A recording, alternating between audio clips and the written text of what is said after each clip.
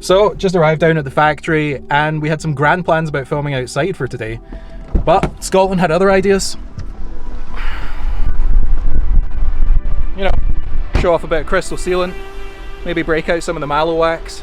But instead, what we're going to do is, we're going to bring it indoors, we're going to break out some of our waterless wash, and we're going to show you guys exactly how it's done.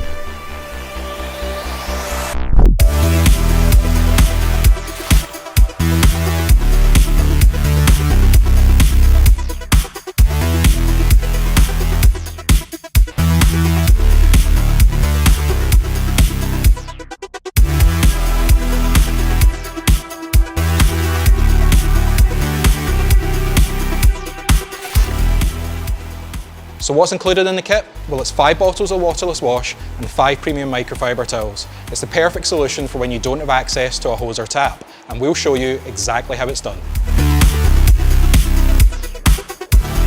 So, one of the really cool things that you can do with Waterless Wash as part of a maintenance routine or as part of a Waterless Wash when working with a wet vehicle is to use it as a drying aid. Liberally spray the solution all over the vehicle and grab your favourite drying towel.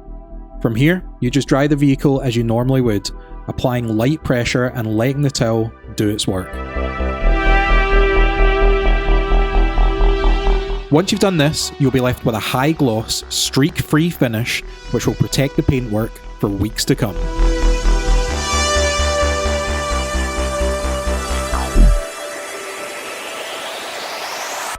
So, when you're doing your waterless wash, you always want to start at the top of the vehicle and work your way down. The reason for this is simple, is that the top of the vehicle always has less dirt and grime than you'll find down in the lower sills. From here, you want to be moving to the sides or the rear of the vehicle, again starting with the highest point and working your way down. This will help to reduce any potential for scratching or marring of the paintwork. A pro tip is to always be rotating your cloth and finding a clean side.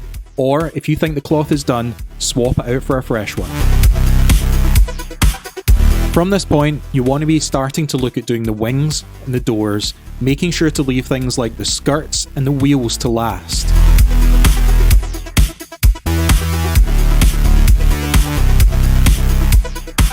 Make sure not to miss any of the key detail areas like badges or the door shuts as well.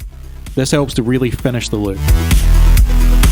If you're working with a stubborn area, make sure to go over it more than once. It's better to do this and use more solution with a lighter pressure than it is to try and attack the area with a heavy pressure and one pass.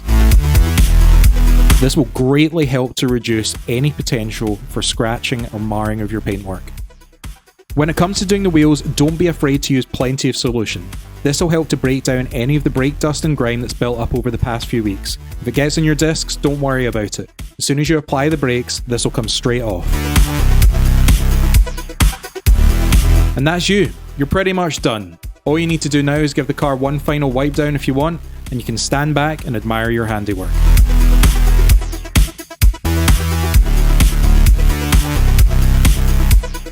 So there you have it, a nice easy job with great results. If you want to grab your kit today, check out the link below and we'll catch you in the next one.